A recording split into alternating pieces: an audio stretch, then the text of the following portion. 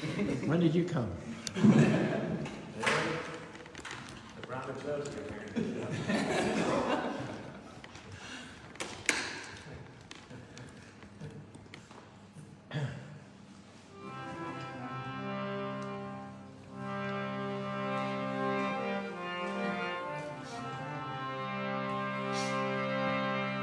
Hare Krishna, Hare Krishna, Krishna Krishna, Hare Hare, Hare Rama, Hare Rama, Rama Rama, Hare Hare Krishna, Hare Krishna, Krishna Krishna, Hare Hare Rama, Rama Rama,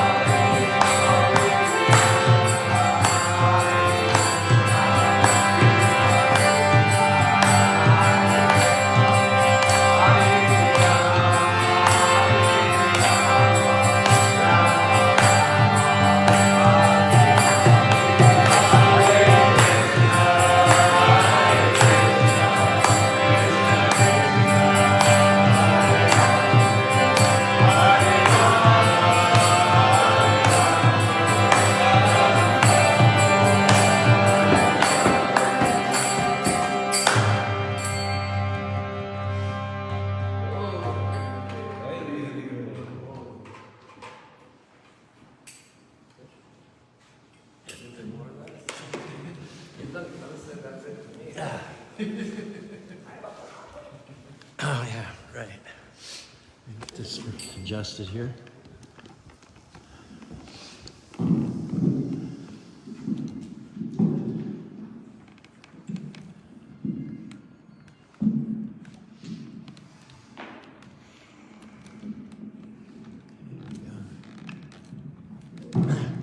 Well, thanks to everyone coming out. Thank you so much.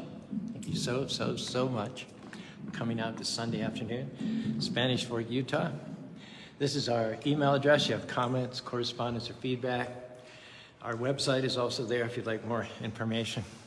Everything is inspired by the teachings of His Divine Grace, A.C. Bhaktivedanta Swami Prabhupada, who is the founder and chair of the International Society for Krishna Consciousness. Om Aganati Marandasya Yanamina Sarakya Chaksurumiritam Yanatashmai Sri Gurave Namaha Sri Chaitanya Manavishtam Shtapitam Yanagurtare Sayam Rupa Karamyam Yadati Swaparadikam. Our topic today is set times. There's an appointed time for everything. In life, have you realized, have you found it to be true that we spend most of our time in the waiting rooms, waiting for that dream to come to pass, waiting to meet the right person, waiting for that problem to turn around. Maybe tomorrow, maybe next week, or maybe 5 years from now. But when you realize that the time has already been set by the Supreme, it takes all the pressure off. You won't live worried, wondering when or ever it's going to happen. You'll relax, enjoy your life. But this is where faith has to kick in. Krishna, or God, promises set times for the fulfillment of our God-centered dreams in the future, but He doesn't tell us when they'll come. Your set time for that problem you've been worrying about for months or maybe even years could be at 9:47 tomorrow morning. You'll get that phone call that you've been hoping for since 1985. My question is, do you trust Krishna, or God, enough to believe that your set times are en route? Are you willing, in the meantime, to wait with a good attitude, knowing that they're on the way? Someone said, patience is not just the ability to wait, but the ability to wait with a good attitude, with expectation. Prabhupada, our spiritual master, says anything valuable takes a long time to fructify. There's no harm in waiting for the best thing. Nuts like almonds, macadamias, walnuts, coconuts take a long time to fructify. The trick in our own lives is not to get discouraged.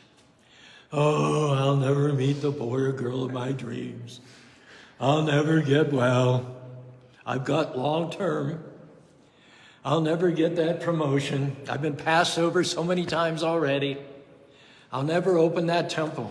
Hey, our message today is zip that up and know that those who trust in God enter into peace, enter into a rest. General Douglas MacArthur was one of the great heroes of World War II. He was admired by a lot of people and well-loved, especially by the people of the Philippines. And one reason for their admiration and love for him was that he kept an important promise. When the Japanese invasion forced MacArthur to retreat from the Philippines, he promised he would return. Standing in the water in March of 1942, before he embarked on a voyage to the safety of Australia, the general promised, I shall return. And he did.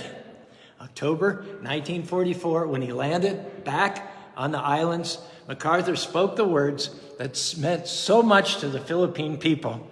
I have returned. By the grace of Almighty God, our forces stand again on the Philippine soil. He kept his word. He had fulfilled his promise. Wouldn't you agree with me that that's one of the things that we greatly admire in people? honesty, and integrity. When people give us their word, we like to think that we're going to be able to depend on it. When a teenager tells his parents he'll be home by 11 p.m., they want to be able to trust that he'll walk in the door at that set time. When a fellow worker promises they'll get something done, the co-workers want to know that they can count on that worker following through and keeping their word. When a preacher promises that this talk will be over before 6 p.m., you would like to be able to depend upon it. It's a wonderful thing. It's one of the best things in life to be able to take someone's word and count on it. You young men agree with me? Yes? No? All right, there we go. Confirmation. 1, 2, 3 times. It's a wonderful thing. Society wouldn't run on it otherwise. To be able to take people at their word. A promise goes a long way in enhancing personal relationships of all kinds. Worker to co-worker, parents to children, husbands and wives who are faithful to each other can endure all kinds of outside stress because even if they can't count on others, they can count on each other. Dear.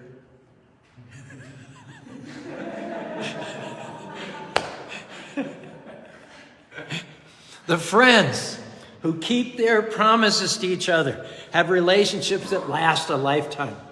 And the companies that keep their promises to their workers have loyal employees who give their best. We have a God who is faithful, a God who always keeps his word, a God who never, ever betrays our trust. When Krishna or God makes a promise, that promise is always kept. Now, this is a fundamental idea. God is faithful. We can count on Krishna being true to his word.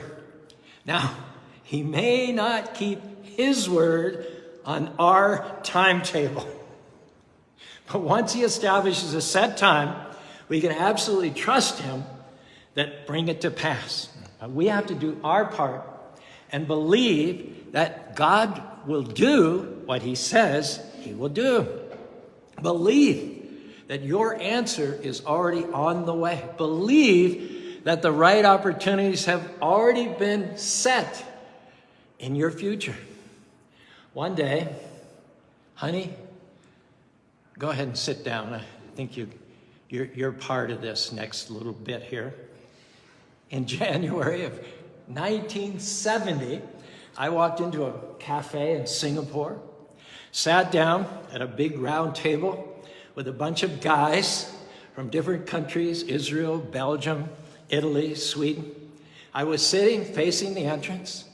A few minutes later, a beautiful girl appeared framed in the doorway. She was all alone. She was looking for a place to sit down. And there was one vacant chair at our table right next to my chair. I jumped up with a flourish, pulled out the chair for her to sit on. What was that? A set time.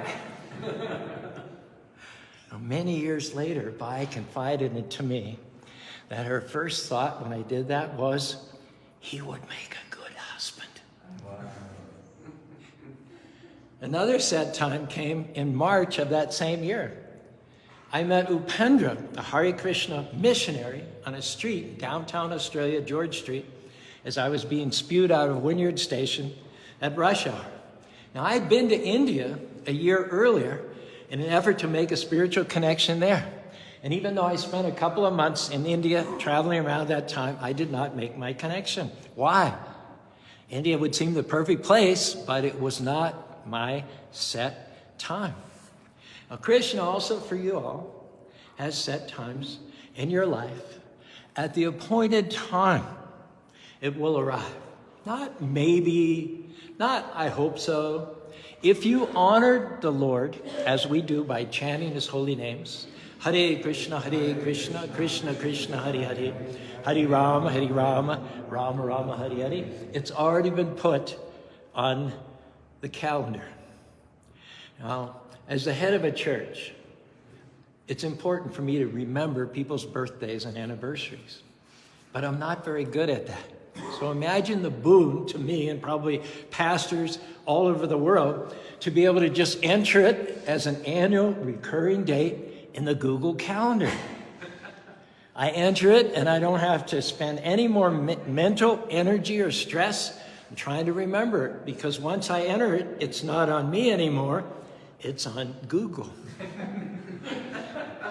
Similarly, you don't need to stress out and worry about the arrival of your God-centered dreams. It's not on you, it's on God. Work hard, to be sure, but don't worry in the process. Don't get impatient. Don't try to force results before their time. Let go and let God. Your destiny will show up on God's timetable. It will not come 1 second too early, nor 1 second too late. God is not a random God. He's a precise God. He lined up a solution to your problem years before your problem arose.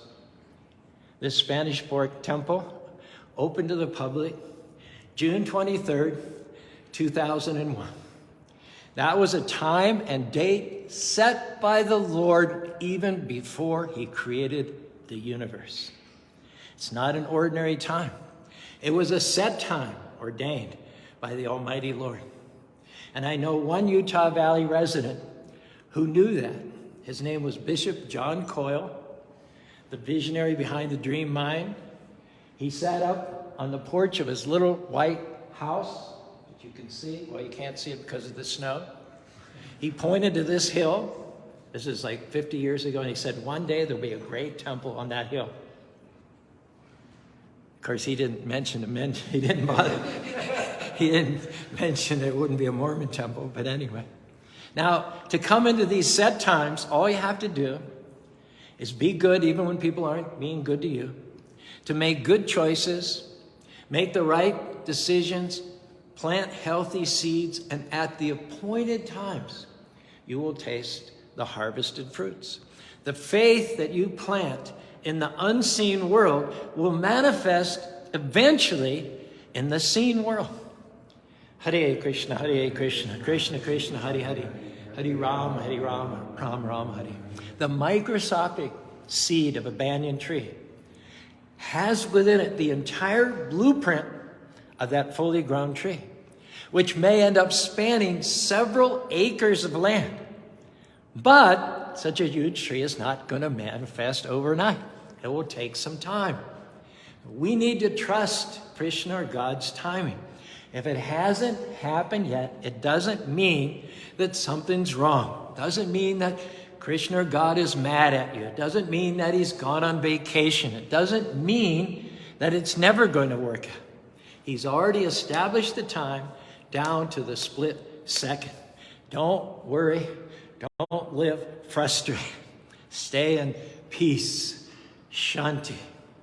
In the Bhagavad Gita, Name Bhakti Pranasati, Krishna promises that his devotees will receive solutions to their problem, vindication, health, dreams come to pass, restoration, but he never tells us when.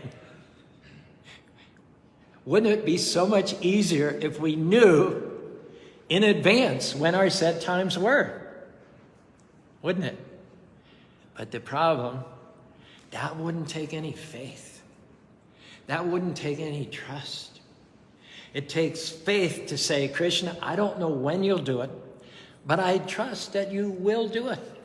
I trust that the set times are already in my future. Present-day society programs us for immediacy. Lord, oh, don't make me wait, Lord, don't make me wait. Anything but that.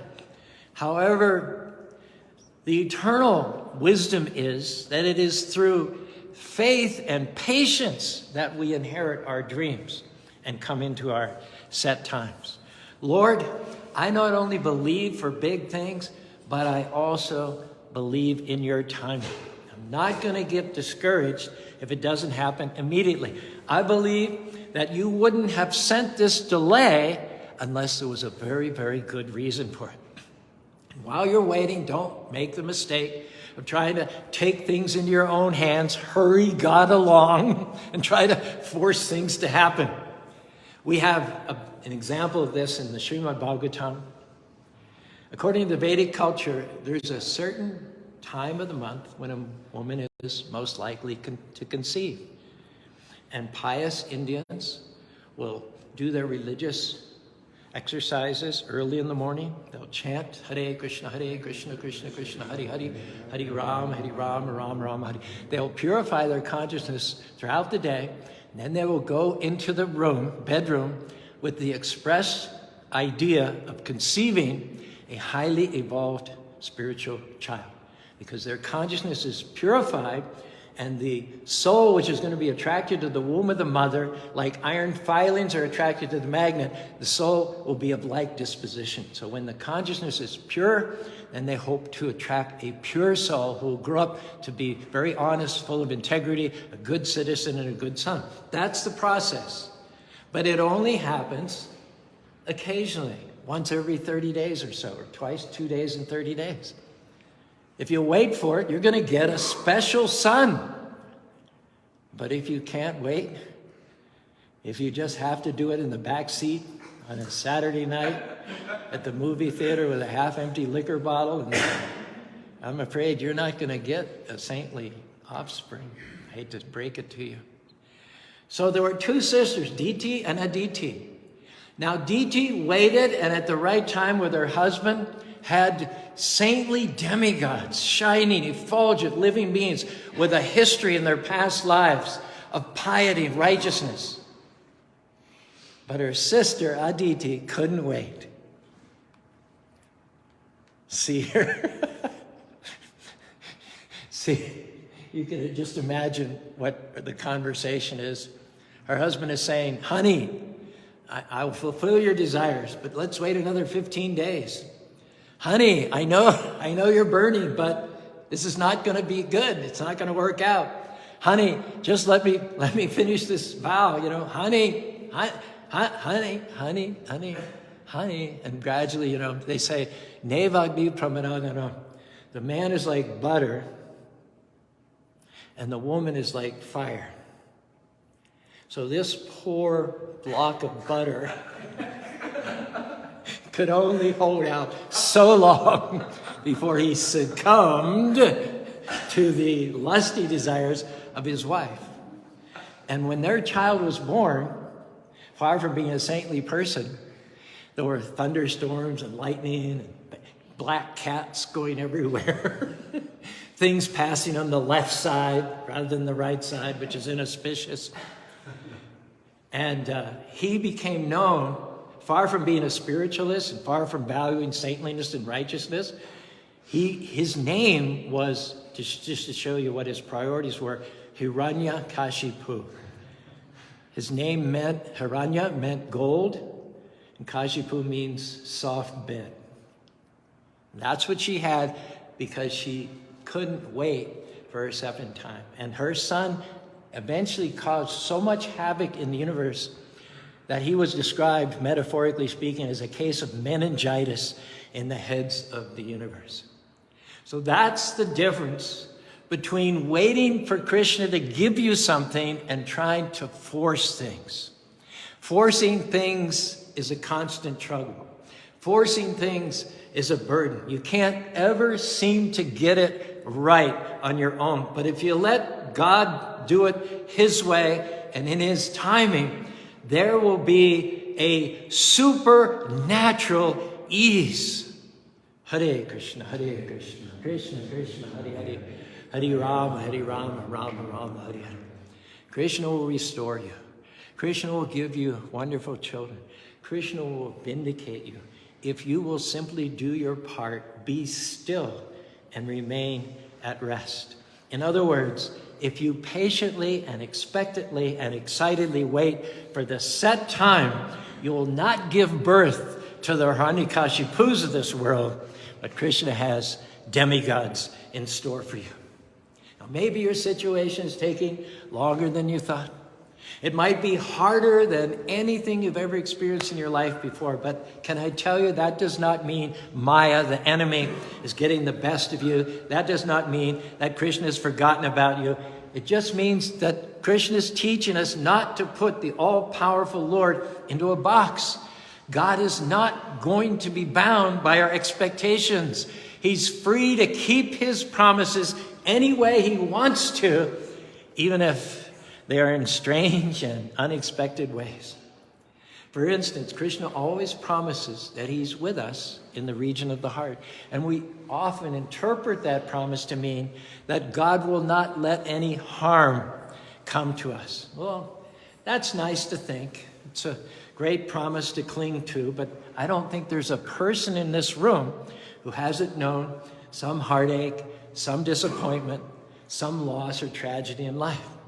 What it means is that Krishna, God's presence with us, does not always shield us from those things, but it means that he will walk with us through our heartache and pain.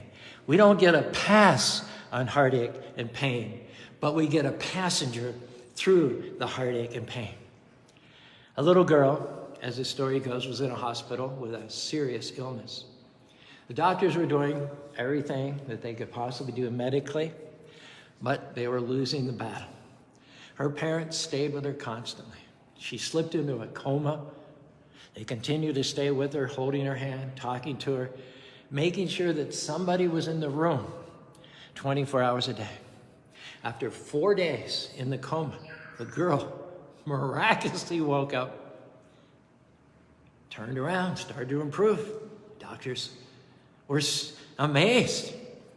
When her parents talked to the little girl about the experience, they asked her, "Were you scared, honey, when you were in that coma and deathly ill?"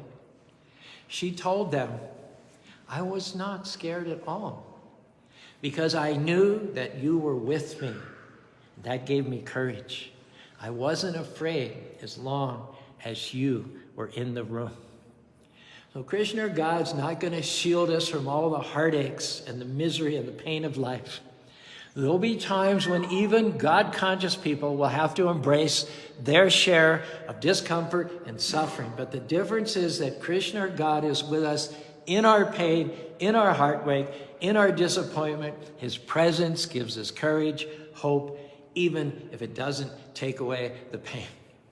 He doesn't keep his word always in the way that we would expect. He is always faithful, and that faithfulness is what keeps us going, happily, excitedly, filling us with hope. One final story. I'm going to keep my promise. It's 22. We're going to finish well before 6. A husband and wife made it a point every year to take their children on a nice family vacation. Year after year they did it. It was a tradition with them. And there's one thing that made their family as strong as it was.